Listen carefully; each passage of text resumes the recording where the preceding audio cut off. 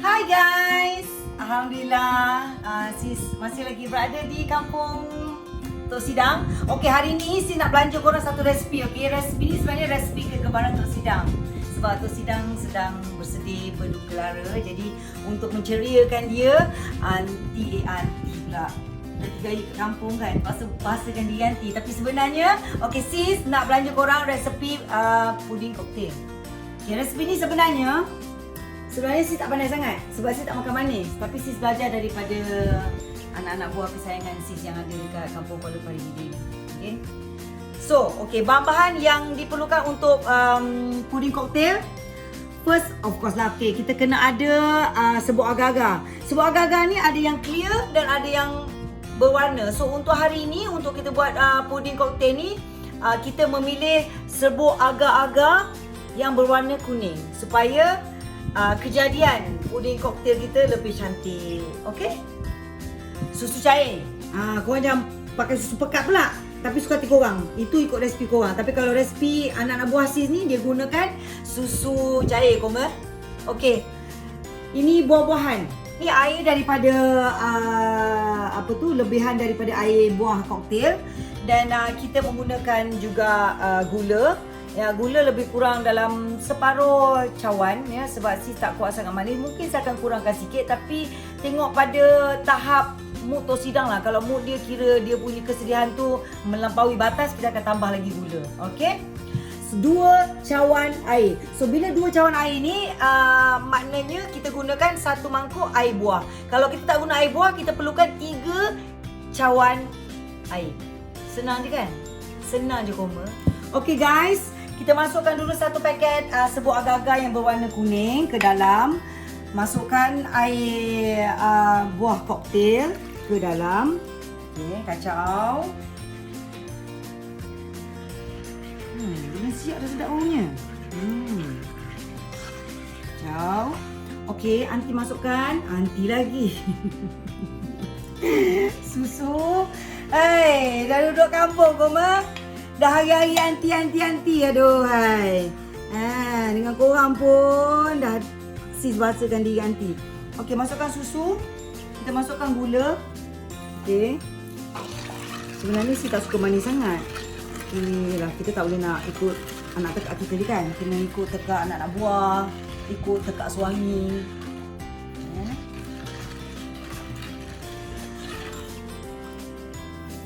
Okey, kita kurangkan sikit dan kita masukkan air ke dalam.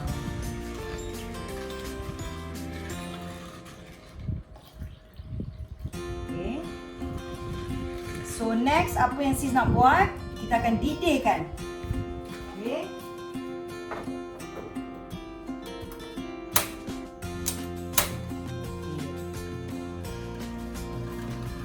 Kita didihkan, kita biarkan dia mendidih, kemudian baru kita masukkan buah. Bila kita dah masukkan buah, baru kita masukkan ke dalam acuan ni koma. Nanti berlekuk-lekuk lah, berbunga-bunga lah puding koktail kita. Confirm sedap. Okay. Kacau, bagi dia mendidih. Jangan cepat sangat masukkan buahnya. Ada takut nanti buahnya hancur. Okay guys, you all dah nampak kan susu dah pun mula mendidih. Kita tak nak dia mendidih terlalu kuat sangat. Yang penting kita dapat larutkan gula. Okay, dan kita masukkan fruit cocktail ni ke dalam. Bismillahirrahmanirrahim. Dia dah kacau. Bau dia malas. Tu. Apa itu lain dia? Sedap. Kita lain dia tengok puding ke kita lain dia tengok air? Tengok puding, masih tengok puding. Jangan bohong. You terlain dia tengok air kan?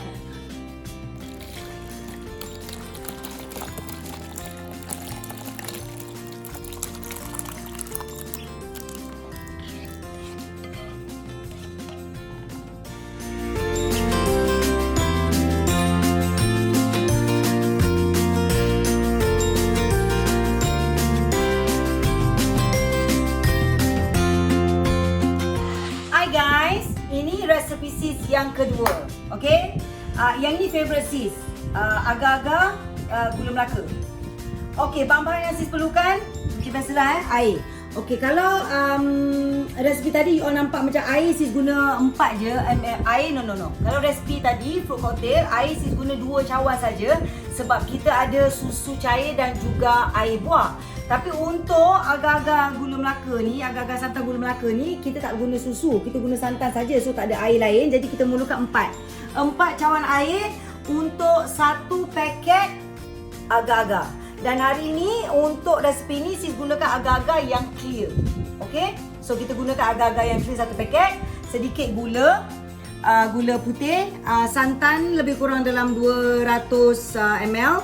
1 biji telur cukup sebab saya tak suka banyak telur, nanti kalau bau hanyir telur I don't like. Okey, dan kita letakkan sedikit ataupun selai 2 helai itu daun pandan untuk bagi dia wangi lagi. Gula Melaka. Okey, bercakap pasal gula ni kalau boleh. Okey, ada orang yang kata kalau kita guna gula pure gula Melaka yang berbalut dengan daun kelapa tu bau dia lebih wangi. Memang bau dia lebih wangi, tapi kalau kita gunakan gula tu kita kena dilute dia dulu. Kita kena cairkan dia dulu dan kita tapis. Kalau kita masukkan terus dalam agar-agar nanti takut ada batu-batu ke benda-benda yang tak diingini masuk terus dalam agar-agar kita, betul kita terus mengap. Kau rasa? Jangan ya. So better kita gunakan gula perang ataupun gula Melaka yang halus ni. Okey, air 4 cawan. Senang aja. Tapi untuk ini saya gunakan loyang. Okey, loyang je cukup. Tak payah nak kau nak berkepak-kepak, berkelepuk-kelepuk sangat, tak payah. Okey.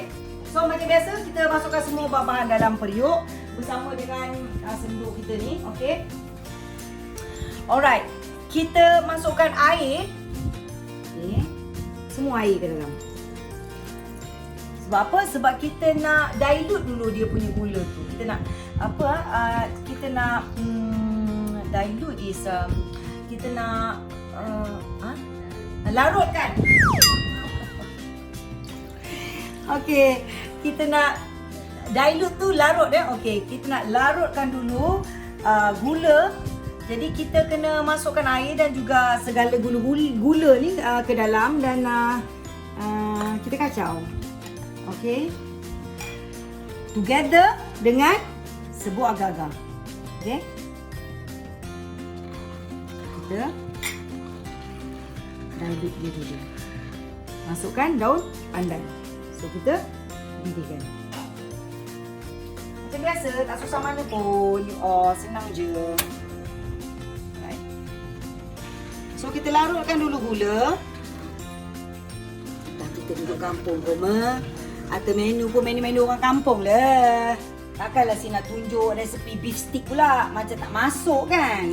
Jadi kita guna pakai apa yang ada, yang senang kita dapat dekat kampung. Daun-daun pandan yang memang dah tertanam dekat belakang. Sebuah agar-agar ni memang wajib ada di setiap rumah kampung. Ya, sebab Dema ni kalau bulan puasa memang Dema suka makan agar-agar sirap lah. Dema suka makan agar-agar cendol lah. Dema ni memang suka mencuci mulut.